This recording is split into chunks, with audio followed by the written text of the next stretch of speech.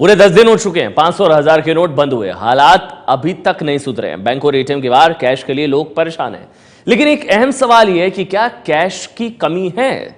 सरकार तो इंकार कर रही है, लेकिन जानकार कह रहे हैं कि नोटों की कमी पूरी करने में जो छपाई होनी है उसको पूरा होने में 6 महीने लग जाएंगे। बच्चे छोटे छोटे घर पे भी रो रहे हैं हमारे। तो हम आज 4 दिन से आ रहे हैं कि हमको यहाँ पैसा नहीं, कहीं नहीं मिल रहा है। दवा के इलाज के लिए पैसा नहीं है सर, अपना पैसा यूज नहीं कर सकते हैं। ये तो जो करा उन्होंने बहुत गलत करा है। आज 10वां दिन है, अपने ही पैसे के लिए परेशान है देश। बैंक और एटीएम में चंद घंटे में ही कैश खत्म हो जा रहा है। अब नोट बदलवाने की लिमिट भी 2000 रुपए कर दी गई है।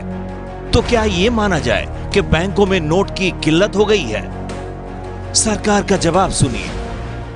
जहां तक रिजर्व बैंक के पास प्रिंटिंग है, करेंसी है, 6 महीने पहले उन्होंने अपना काम शुरू कर दिया था, पर्याप्त है और खूब मार्केट में रोज आता रहेगा। नोट प्रिंटिंग प्रेसेस के जो कैपेसिटी है वो कैपेसिटी 100%, इनफैक्ट कुछ केसेस में मोर देन 100% प्रोडक्शन कैपेसिटी में वो चल रहा है।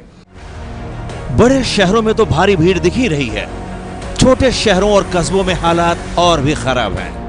लेकिन सरकार के साथ साथ बैंक भी कहते हैं कि कैश की कमी नहीं है। कंट्री में आरबीआई के करेंसी चेस्ट में इनफ करेंसी है और देश को पैनिक में जाने की जरूरत नहीं है। नोटबंदी के बाद का हिसाब किताब देखिए। 9 नवंबर से अब तक बैंकों के पास करीब 4 लाख करोड़ रुपए जमा हुए हैं।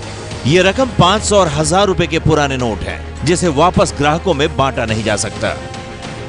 दूसरी ओर एटीएम, बैंकों और डाकघरों के जरिए करीब 1.5 लाख करोड़ रुपए निकाले जा चुके हैं। बांटे जाने वाले नोटों में बड़ी तादाद 100 रुपए के नोट की है, जिनकी सप्लाई जरूरत के हिसाब से कम है। 31 मार्च 2016 तक के रिजर्व बैंक के आंकड़ों के मुताबिक चल रहे नोट में संख्या के हिसाब से 100 रुपए के नोटों की हिस्सेदारी 17.5% थी, जबकि कीमत के हिसाब से 9.6%। दूसरी ओर गिनती के हिसाब से 28% और कीमत के हिसाब से 86% से ज्यादा के 1000 और 500 रुपए के नोट बाजार से हटाए जा चुके हैं। बाजार से एक झटके में 14 लाख करोड़ रुपए की कीमत के 500 और 1000 के नोट गायब हो गए। अब इतनी जल्दी 14 लाख करोड़ कहां से बाजार में उतरेंगे? बड़ा सवाल यही है। पूर्व वित्त मंत्री पी चिदम्बरम का दावा है कि आरबीआई की प्रिंटिंग प्रेस हर महीने 300 करोड़ रुपए नोट छाप रही है।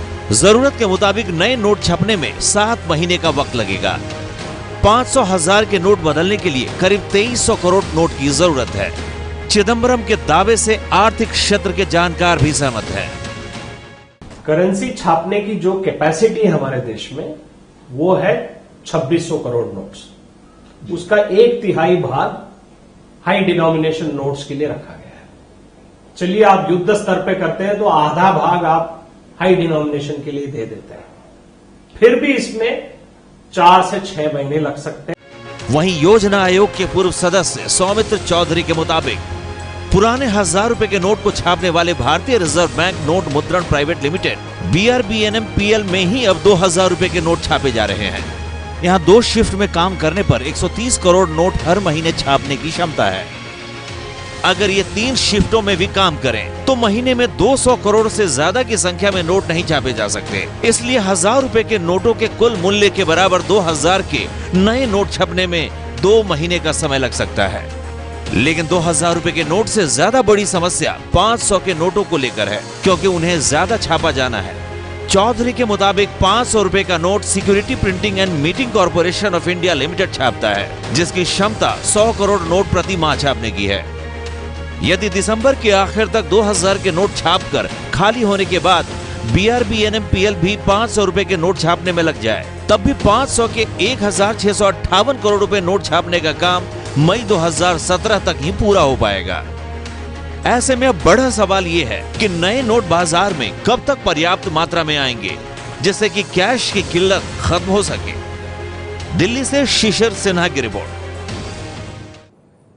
लेकिन सवाल यह कि कब सामान्य आखिर हो पाएंगे हालात। इस बीच सरकार ने 1000 रुपए का नया नोट जारी करने से इनकार कर दिया है। सरकार का दावा है कि आज से 22,500 और एटीएम्स चालू हो जाएंगे और हफ्ते भर में देश के सभी एटीएम अपडेट कर दिए जाएंगे।